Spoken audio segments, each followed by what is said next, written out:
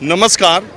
बिहार में कोसी नदी में बाढ़ आ जाए और दूर दराज के लोग बाढ़ में रात को सोते वक्त उनके घरों में पानी आ जाए और उनकी मदद न हो पाए, कुछ लोगों की जान चली जाए, ऐसी खबर तो आप सुनते रहे होंगे। ग्रामीण इलाकों में, दूर दराज के इलाकों में नदी में बाढ़ आया हो, लोग नाव पर बैठ कर के नदी पार कर रहे हो और उसमें नाव पलट जाए, कुछ लोगों के बाढ़ में डूबने की वजह से मौत हो जाए, ऐसी भी खबरें आपने सुनी होंगी। लेकिन देश की राष्ट्रीय राजधानी दिल्ली में और दिल कहे जाने वाले राजेंद्र नगर करोल बाग के इलाके में करोड़ों की बिल्डिंग में लाखों रुपए फीस के तौर पर वसूलने वाले कोचिंग संस्थान में 25-26 साल के बच्चे बारिश की पानी से आए बाढ़ की वजह से बेसमेंट में घुट घुट करके मर जाएं, यानी उनकी हत्या हो जाए। मौत नहीं, मैं कहता हूं उनकी हत्या हो जाए, तो इसका जिम्मेदार आप किसको मानेंगे?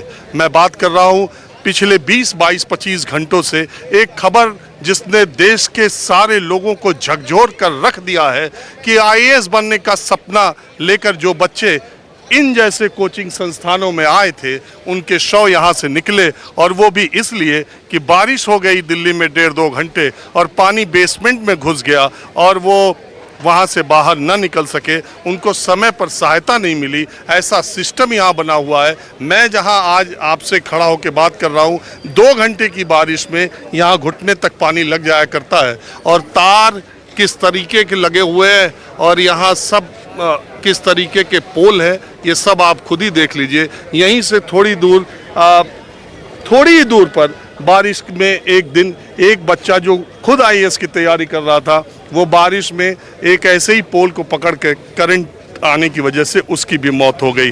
तो 4 दिन के भीतर 4 मौतें सिविल सर्विसेज की तैयारी करने वाले छात्र छात्राओं की हुई हैं। अब मैं आज के इस कार्यक्रम में आम आदमी पार्टी, बीजेपी और नेताओं का किसी का मैं जिक्र करना नहीं चाहता, क्योंकि इस 15 साल अगर एमसीडी में भारतीय जनता पार्टी रही है तो 2 साल से आम आदमी पार्टी भी है, और दिल्ली में 9 साल से ज़्यादा हो चुके जब आम आदमी पार्टी की सरकार है। और नेताओं का ये घटना होने के बाद आना, एक दूसरे पर आरोप लगाना, ये सामान्य सी बात है। लेकिन बड़ा सवाल ये है कि मैं आपको ये दिखाता हूँ, ये वो कोचिंग सेंटर की आलीशान बिल्डिंग है, इसके बगल में भी कोचिंग सेंटर है, और इसके बगल में भी अगर आप इस इलाके में राजेंद्र नगर में आएंगे, अब ये देखिए एक दूसरी कोचिंग की बिल्डिंग तैयार हो रही है, और इधर भी अगर आप जाएं तो सब तरफ बिल्डिंग्स का, हर पेड़ पर, हर पोल पर, हर रिक्शे पर, हर जगह कोचिंग इंस्टीट्यूट्स के इश्तेहार लगे हुए हैं। ये बाहर से देखने में बिल्डिंग्स जैसी है, चूँकि घटना घटने के बाद लोगों की निगाहें, नेताओं की बातें सामने आती हैं, मगर इन इलाकों में मैं पहले भी आता रहा हूं। मैंने पहले भी इस तरह के छात्रों का संघर्ष आपको दिखाया है। इस पूरे इलाके में एक एक क्लास में 350, 300, 250 लड़के पढ़ाए जाते हैं। एक एक लड़के से 1.5 से 2-2.5 लाख रुपए फीस वसूली जाती है। और ये पूरा ओल्ड राजेंद्र नगर का जो इलाका है, इसमें देश के अलग अलग हिस्सों से, साउथ, नॉर्थ, ईस्ट, वेस्ट, हर तरफ से लड़के आते हैं। आप यकीन करें या ना करें, 10 बाई 10 का जो कमरा है उसका भी किराया यहाँ 20 से 22 हज़ार रुपये है, और एडवांस लेने का जो प्रचलन है, और यहाँ पे जो दलाल है उनका जो पूरा कॉकस है। इस पूरे इलाके में लाखों बच्चे किस तरह के जीवन संघर्ष के साथ एक आदत नौकरी के लिए तैयारी करते हैं। नौकरी का हाल देश में जो है वो है ही, और उसके संघर्ष। अब कुछ बच्चे हैं, मैं बात करता हूँ, क्योंकि आप कहाँ रहती हो बेटा? जी मैं यूपी से हूँ, बरेली से। आप कहाँ रहती हो? मैं तमिलनाडु से हूँ।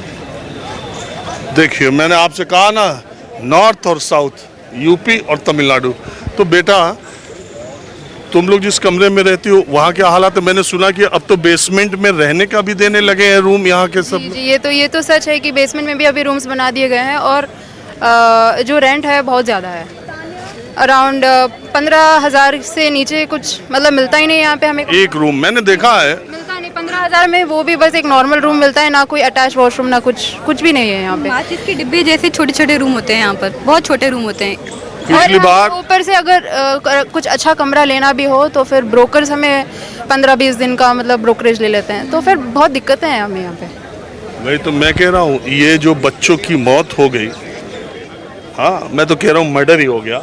तो वो जो है अब इसके बाद ये एमसीडी का, फायर वालों का, अब सबकी आंख खुलेगी। घटना हो गई है, नेता आने लगे, चर्चा होने लगी। नहीं तो पहले भी हुआ है, जैसे मुखर्जी नगर में लास्ट मंथ हुआ था। पिछली बार मुखर्जी नगर में आग लगी थी जी, और कोचिंग से बच्चे कैसे कूदे थे सबने देखा था। सब देखे थे। और फिर जब अभी परसों रिसेंटली नीलेश नाम का बच्चा जो है वो इलेक्ट्रोक्यूटेड हो गया था, तो हो ही जा रही है।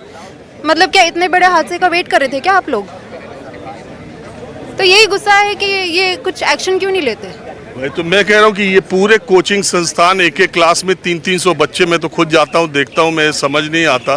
वो एक टीचर माइक में पढ़ा रहा है क्लास में, 350 बच्चे, कोई 500 से 1000 भी बच्चे बैठते हैं यहाँ पर। और यहाँ पे अभी 10 दिन पहले करोल बाग के एक पीजी में भी आग लगी थी, उसका कोई चर्चा कहीं पे भी नहीं हुआ है। एक वहाँ पे लाइब्रेरी है, उसमें भी शॉर्ट सर्किट हुआ था, उसका भी कोई चर्चा नहीं हुआ।